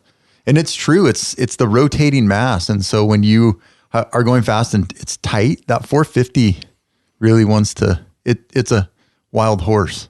Okay. And the 300s, the two strokes are a little easier to manage. That's the one I was looking at. Yep, the 300. Yep. They're a little easier to manage. They don't have quite so much rotating mass, so much inertia. Okay. But I'm getting used to it. It's fine. Which one was I looking at? The TE 300. TE 300. Yeah. Or XCW, the KTM. Okay. Same bike. It's the same bike. It is? Well, it's just, there's some differences, but functionally it's the same bike. It's the same motor, and they use a PDS system instead of a rear linkage. So they have a direct mount shock to swing arm. Okay. That's the only real there's some other small differences, but the Husky KTM owns Husqvarna Gas. Oh, okay. I didn't know that. Thank you. Yeah. So they're pretty cool. So KTM owns Husky and Gas. What's with the Gas? Dude, they're cool bikes. Who thought of that name? I don't know. That's ridiculous. I don't remember are they Italian? Or are they Chinese? Yeah, it used to be. There was that bike that had the B. It's not Benelli, obviously, but there was a company that was out for a while that had the name started with the B. Yeah. And they bought them and convert gas. They were trials bikes. Yeah. I think Italian trials bikes. So Gas has been around trials forever. A lot of these companies that made dedicated trials bikes are making dirt bikes. And a lot of the riders that used to do trial stuff on trials bikes are doing trial stuff on dirt bikes. Some of these guys are freaking amazing. Just amazing. In 2019, Gas was purchased by Pierre Mobility AG with links to KTM motorcycles. Okay. Interesting. Gas. Yeah. Where do you buy a gas? There's a dealer in the Tri-Cities. Is there? And they're actually... That's all they sell is gas? No, they sell Huskies, Honda, gas. Okay. Richard Welch is selling a gas. Is he? Yeah, What's he selling? I saw it on Marketplace. I'll look it up, see if I can find it. He's right here. You can Yeah. get that. And that bike... He's a dirt bike rider. He is... that dude smokes. Yeah. And he's like 2,000 years old. Yeah, he is. He's got to be. But dude, he is so fast. He has a gas. Well, yeah, he just bought a new KTM. He's probably 70. So he bought a 71. KTM. 71. Yeah. What do you think of the gas though? Is this a legit bike? Yep. Okay. Oh, Beta. Beta. You're thinking of Beta. Yeah. Oh, yeah, Beta yeah. made trials bikes. And Yes. the gas is a little bit lower end version of the TE300. So I think it's called the XC. Whatever the TE is a 2-stroke enduro. And whatever Gas's version of that is like $1,800 cheaper or $2,000 cheaper. But they're pretty good bikes. I mean, Rich rode that one. He 250. raced it all over the country. Gas? Yeah, that Gas 250. And he's fast. Yeah. Like, and he came back one day. We were riding. I can't keep up with him. And he came back, and I'm like, "What? You all right?" And he's like, hit a rock with his head, rung his bell, and I don't know if he went unconscious, but He's broke his leg a couple times when he was still working for the patrol. Riding bikes. Yeah. He races. He gets after it. Just under pro. Wow. All over the West Coast. So I mean, he's fast. He's really fast. Wow. I race C class. Get a C class. What's that? Is there A class? That's like the between 2 and 5 year olds. Oh, okay. That's perfect. No, Rich is racing expert. So it's like, it goes like C, B. These are all open classes. So it's like, because there's also classes based on the bike. So you might have C class 250, C class 450. I'm just racing open. C class, B class, A, double A, sportsman, expert, I think. And then I think there's a low level pro and then pro. So you're racing old man. It's funny, but Above old man? they're all, I can race super senior. And when I turn 50, I'm racing senior class in your 40s. You have to show your AARP card You have to tape it to the bike. on your plate. All these guys that are racing are our age. Yeah. There's a few people out there that are in their early 40s and some guys in their 30s. Occasionally you'll see some kids, usually kids of parents that are racing. There's not that many 20-year-olds that are racing these races. You know why? Because we're established and we have money and we can do it now. It's everything we wanted to do when we were 20 we couldn't afford to do. Yes. And now we can afford to do it. And so we're doing that. Interesting? The irony is very interesting. When I was 20, my body would heal, but I couldn't afford to fix my bike. Now I can afford to fix my bike, but I don't Your heal body healed, anymore. not funny. Yeah. It's true. So a lot of dudes that are older, but Rich is by far the oldest guy I know that races. And he's 71. Good God. Sounds about right. Yeah. I hope to be in that good a shape when I'm 71. He is amazing. You know? Yeah, he is an amazing racer. But Gas is a good bike. I might buy a Gas 2-stroke just because they're a couple grand cheaper. I'm not making any money off of it. I'm not winning any races. So yeah, to be in that good a shape at 71 is good. I mean, look at Lurch. He's almost 50. Looks like he's 90 already. So, but he's not afraid to. It's all downhill. Listen, I've said more than once that when I die, and if I have an open casket, I want people to look in there and go, "Man, he lived. How did he make it that long? He sucked every drop. You out want of your life. nut sack out? Say, look at the size of that guy's nut sack. Ball rot and everything. Damn, that dude lived. That dude should have used some of that sap. Look at that. Looks like dried up raisins. What are those? That's his nut sack.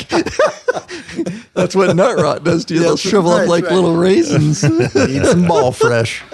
You know the thing about if you really think about it, all these European bikes that are coming out, they're like a drama show like Dynasty or Dallas of what has happened to all these companies, because you had Husqvarna that was from Sweden, and they were there. Then they sold, and when KTM bought them, and then Gas or Beta bought the old bikes and factories and parts, and then started building. So it's so weird. You look at these old Husqvarnas, and they're like different colors than what they were. And then when the new company bought them, they turned red. Yeah, so they every did once in for a a while, while. you'll see like some red Husqvarnas, and KTM kind of shirt everything up. That's why like my Norton 901, it's almost identical to the KTM 890, other than it has some different fairing stuff. Yeah. The suspension's a little bit different, and then the motors, the bronze. Like Husky, I think they try to put out the upper level of the KTM Husky deal, but there really is no difference. But like the Husky does little things like their motors, they'll have them like that copper hint to it and stuff like that. But it is a KTM 890 motor, and they just tune it. Like the Norton's a little detuned because it's meant to be on the street and off road. Versus you get into like a KTM 890R. Yeah, you can take it on the road, but that thing's meant to go tear up the forest roads. So they're doing a good job, and it's kind of like the days when you had Lincoln, Mercury, and Ford, right? And then Oldsmobile, Buick, Pontiac, and Chevy, and you knew they were all the same damn car. They just had a little bit of body difference. Yeah. Well, they're still doing that in Europe with the bikes. So you have one owner kind of setting these out, but they want them as different brands and stuff. Well, they're made in different factories. Yeah, KTM they are kept different. Husky's factories, and they're unfortunately, I hate to say it, but a lot of these are coming out of India and stuff like that. Yeah, the parts aren't. But now the European market is just going crazy with bikes. There's Italian market, TM, Italian company making dirt bikes, and they're making awesome TM. Tom Mary, TM. I want to dive in, and I want to back up just a little bit because I've got some questions for you too, because you can answer this. Triumph's coming out with a dirt bike after they've been doing adventure. Yep. Moto Guzzi last Aprilia. year came out. Yes. Hold those. I want to talk about that. Let's do this real quick. Big Daddy. Ride longer and treat your ass with some respect already. Get hooked up with a premium butt buffer seat cushion. This company of bikers developed a super thin hospital grade seat cushion made of solid and elastic materials. I like it solid. And it's unlike gel pads that will leak you punctured. The butt buffer is designed not to slide around on your seat. It fits all motorcycles, installs in seconds, easily cleans, and helps to dampen those vibrations on your ball rod. Vibrate. With plenty of models to choose my from. ass. Make sure you have a comfortable ass when you're riding. Head on over to Law Abiding Biker Store and check it out. We've got them all. Thanks, Big Daddy. Appreciate you playing along.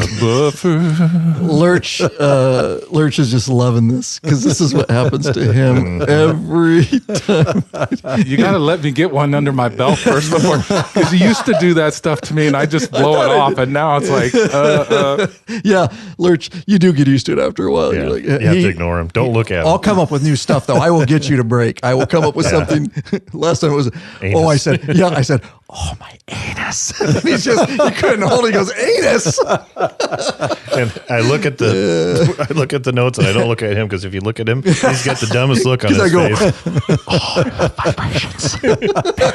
perineum. Infection of the perineum. You notice how every single drug these days, they always had like headaches, nausea, diarrhea stuff. But now they all have the perineum infections in there too. I'm like, what are you putting in these things How do you that your infect your taint's going to perineum? get an infection? Maybe we need to back these drugs off a little bit. Let's try some alternatives. Holy cow. Oh, God. Okay, so backing up, and then we're going to talk about a few more things, and then we are going to take it into episode 2. But I want to finish some things up here, and we're definitely, next episode, going to dive in deeper to really about bikes, the market. I want to talk a little bit, probably on this one. I want to talk about your Norton. So let's do this. Let me back up because I've got a question. So when I was heavy in the market for the TE300, and I was close to pulling the trigger on that, and I still am. I think, and you guys can school me if you think there's something better. for me, but I had talked to multiple people. One of my contacts here in Yakima works at a dealership here. He was, so he said, he recommended that bike too. He goes, that would be like, told him what I wanted to do. He's heavy and he rides all that stuff up there. You probably know him. Works at the tractor, John Deere there. I don't know. I think you had met him. Yes, I did. Super Yes. good guy. Yeah. Sold me my tractor. Anyways, he used to race. Yep. He used to race street bikes, sports bikes. What do they call them? I can't. Crotch rockets? Yeah. Yeah. But there's a name for it. Yeah. It's blanking me. MotoGP. There's all kinds of divisions. Super bikes. Yeah. Yeah. Oh, yeah. Anyways, so he rides dirt bikes hardcore. And from our conversation, it was a few years ago, but we talked pretty deep about it. And he said that's a good, the TE300, but he was really into beta. So I want to go to beta a little bit. He said, if you don't do that beta, I believe he said his wife had a beta. Anyways, again, it was a little bit foggy, but he said they're awesome bikes. He was sold on them. And, but he said the only problem was, he was honest, as parts. Yeah. He had to wait and so if you have a part, then your bike doesn't run, you're screwed. Yep. You have to wait forever for it. And if you're going to have other people work on your bike, good luck, necessarily. Some people will.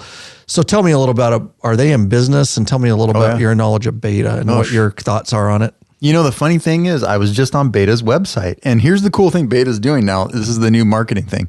Beta makes a offering. You looked at that one up at the Tortec rally too. Or was They have beta up Was there? it a beta? It wasn't you a beta. went over, and I thought it was a beta. Maybe it was a gas, but you went over there and looked at one, and you were like, damn, I'd buy this bike. Yeah, what was it? It was. I thought it was beta, but I could be wrong. Maybe. Oh, it was. It was their 4-stroke 450. Well, they had beta up there. I don't even remember looking at Well, those. they had they were. I tried to get it to ride it, but I missed. Okay. He was like, "Go be here at 8, I think, or whatever." I'm like, "What can I schedule?" No, or just be here and all. And then we went at 9 and it was gone. But whatever it was, beta, it's the same. The pricing is the same. Like the beta, Same as what? the KTM Husky. Okay. Like a whatever beta's version of the TE300, I think is like 11 grand or some 10. They make the X Trainer, which is the kind of lower end offering for people like us. Like you can get into it a little bit cheaper. KTM's not doing that. Neither is Husky. But beta is going a la carte. So you can go on their website and literally build your bike from the ground up. Okay. Including picking all the suspension. You can go in and pick the fork spring for your weight, rear shock spring. You can pick, wheel, it's kind of cool marketing thing because they're all the freaking same. You can only do so much with a 2-stroke 300. Okay. You can change where the power hits, but you can only squeeze so much horsepower out of it. You can kind of move it around. I rode a TX 300, which is a more race version of the TE, and it freaking rips. They're hard hitting. Like I wouldn't ride it. I wouldn't buy one. It's too much. I'm not that good, but they're all the same, bro. Okay. They're about the same price. The offerings are the same. The aftermarket stuff's the same. They're not hard. We can work on them. They're not hard to work on. Right. The 2-strokes, you can still It's rebuild just parts though, right?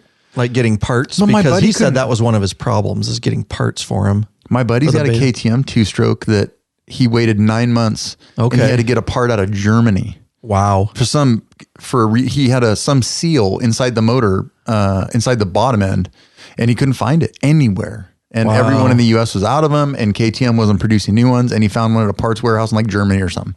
And so he waited months and months. I don't know. Do you think I'm just asking because I don't know. Do you think that there's some bikes, dirt bikes, if you're going to get into that it would be the easiest case scenario to get parts for, like the I more think produced bike? KTM Husky. KTM Husky. Okay. They're still leading the world in enduro bikes. Okay. So there's still way more aftermarket parts out there for them. But other than that, TM's a little lower offering, but they all have our suspension, the different suspensions. Some of them are making in-house. Some of them are sorting it from other places. Really.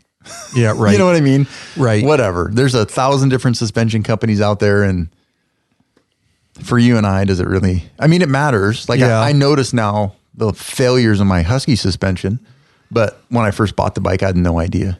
Yeah. And I mean, I put 1,000 trail miles on it this year. So it took me that many miles to go, oh, I see what people are talking about. Yeah, but I got to ask. I mean, and I don't know. We put suspension on bikes, street, but I get it. And you're in the more dirt world. So if I get into it and I get a TE 300, I mean, dependent on what we're riding, is that something that, I mean, you rode for a long time without it and you're fine. Well, I mean, of course you can go faster, but you know, I mean, I don't know. What's the game there? So I mean, obviously if you're getting expert level, like every tweak and every, thing makes a difference, but for the average rider that's going to go, ride in the trails, school me in the trails, unless you, like, I didn't buy a Husky 450 to go 2 miles an hour. I could have bought one of those TW 200s with the big rear tire. If I really just wanted to putt. So you go along and you hit a rut. Like I hit the front of my bike is not, the spring rate's not right. Okay. And I'll hit a rut and it deflects left or right hard. I gotcha. So if the trail is at 8 inches wide and you deflect right, I mean, that's not that great. Right. Or if you're riding across one of those hills, I came off of some rocks and the bike hit, and instead of hitting and rolling, because the suspension was so soft, it hits and sticks. And I went bonk over the handlebars. Okay. I mean, if I had gone faster, I'd just shoot off. I'm not that good. But in the big whoop tracks, I've hit and the bike will bottom where it should hit and I can gas and roll and go out. It bottoms. So now you have the bike suspension, the bike itself on the suspension moving downward, but the motor moving it forward. Mm-hmm. And so it starts to bounce and you can't control it. And once that bounce starts. So you start that dip, that kind of thing. And it's what leads us to low sides on the Harleys in those hard corners. When you're hitting into a corner and you bounce, you low side it, bonk. Yep. And then you start the wobble if you bounce too hard. Yeah. But you can break out of that mostly. Right. But on the dirt and when the trails are narrow or whatever, that's sketchy as shit. I've had some times where I'm gone, oh, jeez. So it makes a difference. Right. It does make a difference. Is it worth, I mean, you gotta like everything. I don't think you need it. I think if you buy a quality bike and if at your size and weight, I think you'd be fine. As long as you get something that's got the compression and the preload and stuff like that where you can adjust it. If you're going to go out and race, well, guess what? You want to play, you got to pay. Right. And that's when you're going to start. And that's what I'm trying to differentiate for the audience with your guys' experience. Like, well, I've never done the racing, but I mean, I want to get a T300, but I don't know how much. But I it's want to set up dump for into you. it. It's set up for dudes that are between 5'8" and 5'10" to 6 foot. Okay. 150 to about 180. So you're out riding the suspension By far, because you're a fat too ass. bigger. I'm too fat, yeah. Right. And I'm not going to lose any weight. I'm only getting bigger, bro. Yeah, we're Americans. We don't get smaller. Screw Each that. manufacturer is now getting smart about it, and they're doing things differently. So here's a prime example. You have the KTM 890. Okay, they advertise that you can go off road on it. You can do all this stuff. It has WP suspension. WP is owned by KTM, and they put a really good suspension on it, right?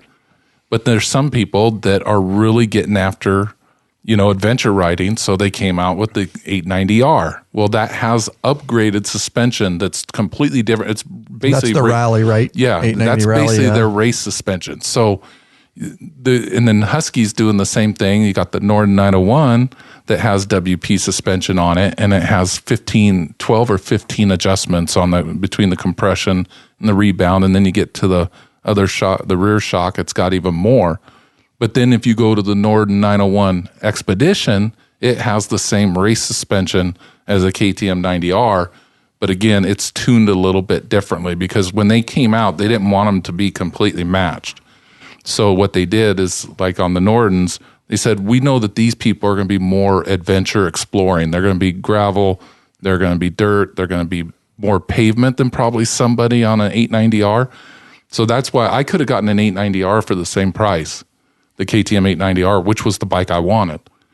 I could have got it for the same price, except for I wouldn't have got the setup wave like I did for the Norden. But the first thing that the dealer told me, and that's why I like Prosser down there, because they're honest with you, he said, if you're going to be doing a lot of pavement, I don't think you really want this R.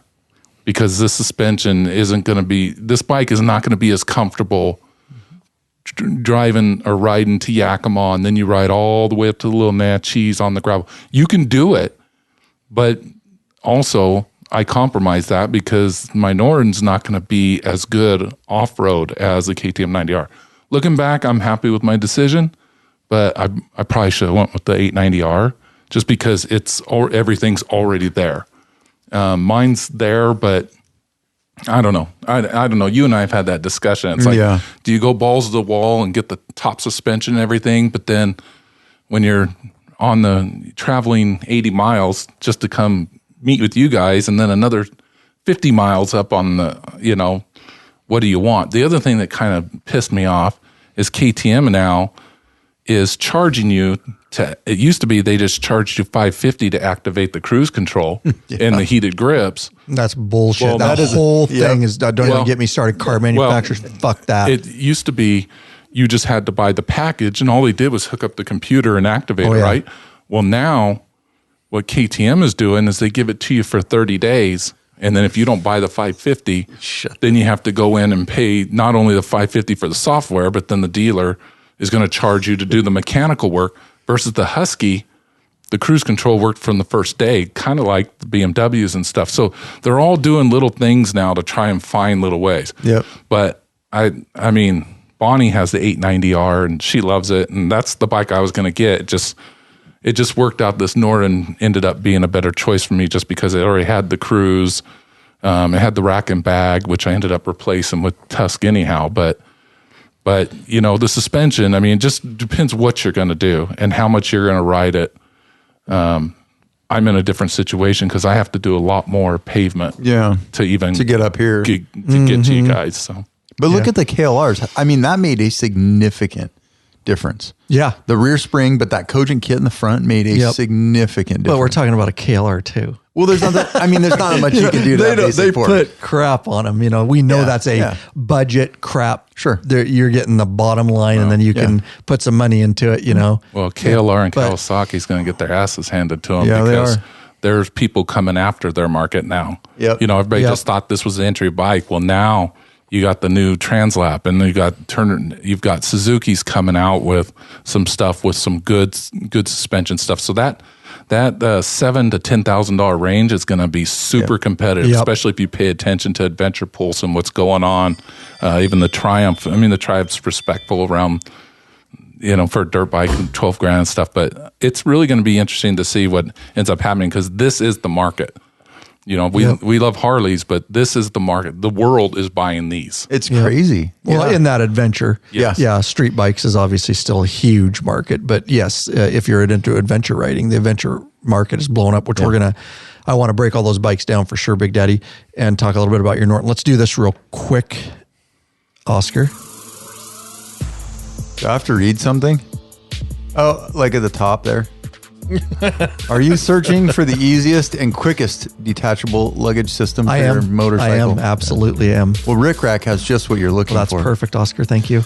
You can forget about all those frustrating straps and bungee cords that can come loose and slap your paint. Check out one of Rick Rack's awesome quick attach strapless luggage rack systems. This is a father and son team. They designed something really special that you, Ryan, can't find anywhere else. I'll find it. And they ride, so they truly understand the needs of bikers. The Rick Rack quick attach system is strong, like Matt, durable like Rick, and secure with a lockable system like Ryan. Yeah. Lockable? Also, check out their full line of quality touring bags to accompany your quick detach system. Once you use a Rick Rack, you'll never go back. What are you waiting for, bikeaholics? Head over to the Law-Abiding Biker store and check out our full line of Rick Rack systems and bags.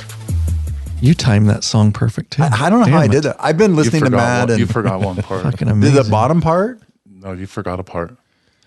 I did? Yep. Crap. I failed. Oh, you can still do it. You can pull this out. Pull it off. Pull it out or pull it off? Pull it off. Pull it off. I can't do it. It's the most important part. With that voice of yours, I need to hear a Rick Rack. I thought that was part of it, but I don't have the voice for it. It's just not the same. We haven't heard in a while, Rick. We haven't heard it. Dig deep. Dig deep. Hang on, let me get you on camera. Oh, Rick Rack. It's been a while. I appreciate it, bro. I appreciate you pulling it out there. That was nice. You could add I that had to work. anytime you I had want. to work the lungs up. I had to A little stretching. I had to stretch them up. Blow 'em pull up, them I mean. So on the screen here, I'm pulling up. This is that bike we were talking about. Yeah. For How sale. Much? How much is? Did you s- 6,900. How many hours are on it? What does that bike go for new? We're looking at, I'll put this on the screen for everybody watching live or after live in your patron accounts. So we're looking at this gas on a Facebook marketplace. that we were 65 talking hours about. on it. Oh, that's nothing. Wow. I think new What is they're it? like Tell me 8,000. about this bike. This It's is a a- 250. Would this be a good bike for me? Yeah, it would be. It's a 2-stroke. That's like their desert. I think their EX is the like. There's the enduro versions like mine, and then there's the they call them the desert race bikes, and then there's motocross bikes. So that's like the desert race bike. If I get the gas right, Would this be a good bike for what you're riding? Up in the single Richie track rode and all? the single track with us. He did? Yeah. Okay. Interesting. Is Yeah, I that mean, a lot of hours? No, my bike's not even a year old, and I just turned 63 hours on Okay. it. The only thing with the 250s is they're a little more on the RPMs than the 300s. Okay. But You got to have a little higher RPM. yeah, you just got to stay on the throttle and work the clutch a little more for the slow single track. Right. But right. they're for hauling ass. the guys love them. Yeah, Right. I thought about buying a 250, but I'm a little fat, Yeah. so I'll probably get a 300 when it's time. But From your 450 or get a different bike, another one for the stable. yes, A new one would run you about 11 grand. Okay. And what's this one go for? 6,900. And you know, he knows about bikes, so he took care of it and it's broken because he can I ride mean, like he- he fucking stole it. he rode the shit out of that bike. Yeah. I wonder why he just bought a brand new KTM's coming out. They came out with a hard enduro EX or XC or XCW, but it's a cool bike. Has a lot of cool features, and I think that's what he got. Okay. So what did he get, you think? I think he got either an XC or an XCW 300. He got a 300 2-stroke KTM, a brand new one. Okay. So it's a KTM Yep. 302 stroke. Yep. But this gas, you can get parts and stuff for this thing or? Yeah. Yeah. Really? I just Seats. don't know a lot about it. I always thought, this is how much I don't know. I always thought there's some knockoff bike. You know what I mean? There's a bunch of them that sound like knockoffs. Yeah, that's like, just is that like a real gas? That Yeah. sounds like a knockoff brand from No? China. You know, you're like, that's just something you can get on Amazon in a box. You know, I didn't know. I'm like, gas. I know Yamaha, Kawasaki. You know, They're all behind. That's Yeah. so Isn't 25 that years funny? ago. It is. They Yeah. are. Well, but Yamaha's making that bike now. Okay. They've really had a lot of success with the YZ250X. Yeah. And people are loving it. Like, and I've been, YZ250X. I was riding with a guy on the trails. He's riding on the trails and this guy's been riding with us fast. And he just sold his for, he bought a TX, a 24 TX 300. So the Husky's Desert Race 2-stroke. And it's got a shitload of power. Like, it's insane how much power it's too much for me. I'll stick with a TE. The TE model's a little detuned. Okay. Compared to the TX or Is this detuned or is this? no, I think that's the Desert Race version. Gas's Desert Race version, which is full power. So she'll rock you right on your ass. I mean, they go. Yeah. I haven't ridden a 250, but they go. Okay. Like, you hit the gas and they go. But these bikes, you're trailering up to a spot. Oh, yeah, right. for sure. You're not doing like This is a what dirt we've been bike. doing. Yeah. And that's not a premix. That's got an oil tank. Oh, it does. Yeah. You see it right there. See where the gas cap is? Yeah. See, go left, up. Nope. Right. Nope. Down. Right next to the gas cap Right in on the front of left the- side of the gas cap. Yep. Go up. This is the gas cap. Yep. Go left. Go just left. just slightly left. Right there. Go up a little bit. With my mouse or the whole with screen? with the arrow, the screen, Okay. and your mouse. Bring the bike back down a little bit.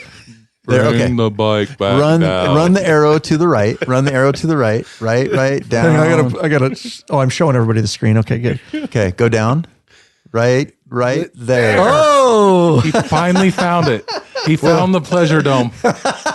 It's so big, he didn't recognize it. pleasure note.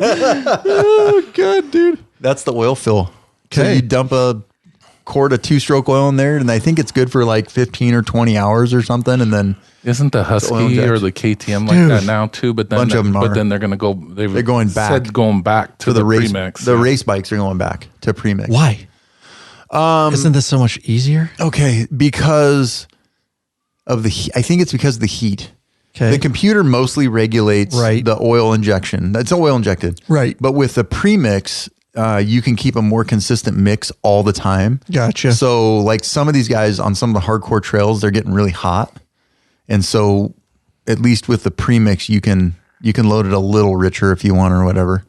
But for what we would ever do, I would have that. I would have a oil injection. I wouldn't buy it. I don't want to mix gas. No, anymore. that's me neither. Yeah, Did you read on this real quick, and then we're going to kind of wrap it up here? Did you read on this, Lurch? Like, did he do suspension on it, or he's your size? I don't think he would have. What's had to. the listing? So he doesn't being do an anything. expert. He He just rides buys his the bike. bike and rides it, And he rides doesn't it. need to do all the shit. He doesn't This do is what I nothing. was getting at. Yeah. So a guy like me wouldn't necessarily need to do anything. I talked with him about buy like, it oh, what'd and you do? And run it. Yeah, he goes, I buy these and ride them. But he's Rich is 5'8", 100 probably 40 or 50 He's pounds. He's lighter than me. I'm 170. So Yeah, but those bikes are set up for 150 to 180. dude, now I want to call him, dude, on this. Yeah.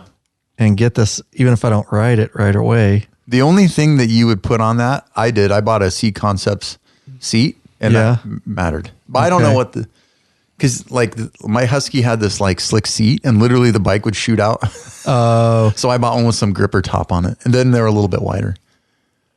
Yeah, God, it's a sexy looking. it's a cool bike. So 65 hours. He's got probably a did that hour one meter weekend. up there. Are you looking at this, Lurch? Yeah. Is there a description? I'm not signed in, so see more. I'm asking, did he do suspension or anything on it? Doesn't- Probably no, not. no. Okay, so it's Probably just freaking stock. Look at that. So if he can ride that stock, I don't need anything for it. Just ride it. Because that's what I don't want is to I already dump money in street bikes. And I dump so much money into my Husky. It's I know. ridiculous. That's But what it's I'm fun. saying. It's fun. Who cares? I just want to. What else am I going to do? Make a money sandwich and eat it? Yeah, right. That's true. I guess you could.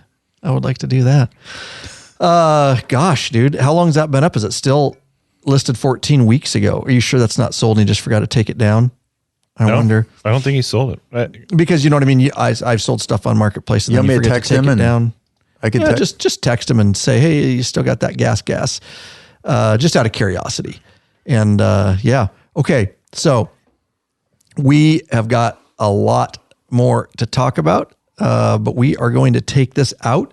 And sorry we haven't been monitoring the chat a ton. I know you guys are chatting in there and hanging out with us. I guess I'll ask. I know a lot of you can't dedicate another freaking hour live, but if there's enough interest in there, we'll take a break and and we will bring it back up.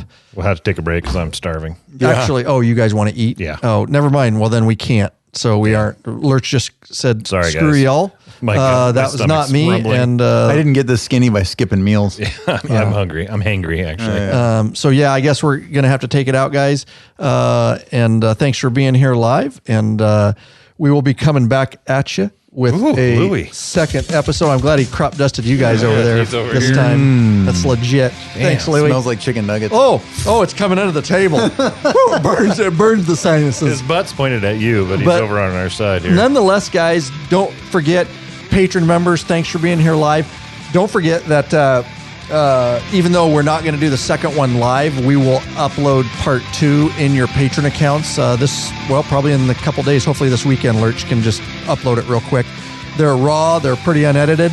But nonetheless, you'll get it, and you can at least get part 2 of this long before it goes out to the regular listening audience. Now, we love our patrons. We want to get to know our patrons. We want to give you benefits, and get you in that private Facebook group and connect with you and network. But hey, whatever reason you want to support us, but you don't want to do that, you can leave a flat donation. And we want to thank the following people. By the way, we never balk at a flat donation. I was waiting for that. We want to thank I saw you. Thank these people, Lurch. Michael Cuomo of Pelham, New Hampshire, and he donated after asking a question about Ride Planner. Nice. Mike Klunder of Hudsonville, Michigan, and Bill Swanton of Waltham, Massachusetts. lawabidingbiker.com/donate. That's right. You can leave a flat donation. Helps put a little fuel in the Law Abiding Biker gas tank. Keep this thing running on down the road. There you go, guys. I'm just saying this by the regular listening audience. By the time you listen to this, will be well after Christmas. But thank you, everybody, for being here. And I see everybody in the private chat, all you patron members, wishing each other Merry Christmas. Yeah, absolutely. Merry Christmas, everybody. And we'll catch you guys. The next live we'll do will be on the flip side in the new year of 2024. Hopefully we'll get that going sooner than later. And we're going to go get some to eat. And then, like I say, we will be coming back at you with another episode, and we're going to talk mostly in part 2. We're going to start breaking it down into what Big Daddy was getting at, and that is the adventure market blowing up in the middleweights. And we're going to look at some bikes, and I've got a lot of questions because Thanks for reminding me. I already forgot what I talked about 5 minutes ago. Just remember the Transalp, Ricky, the Transalp. Translap. and we're glad. Most of all, what I'm thankful for this year. I always like to reflect a little bit and say what I'm thankful for. The biggest thing that I'm thankful for this year is that we were able to get rid of Oscar's nut rot. Here I was sucked in there for a minute. Oh, it's going to be so sweet. And then vomit. You knew better. Lurch knows better. He just waits. He's like, Here it comes. Here it comes. Oh, it's so sweet around Christmas. Oh, we have feelings. Nope. you guys are awesome for being here. Yeah. Oh, look at Yacht Rock. BDK Kane is in there. Toodles is what he says. Toodles. Toodles. Toodles. Oh, that's awesome, dude.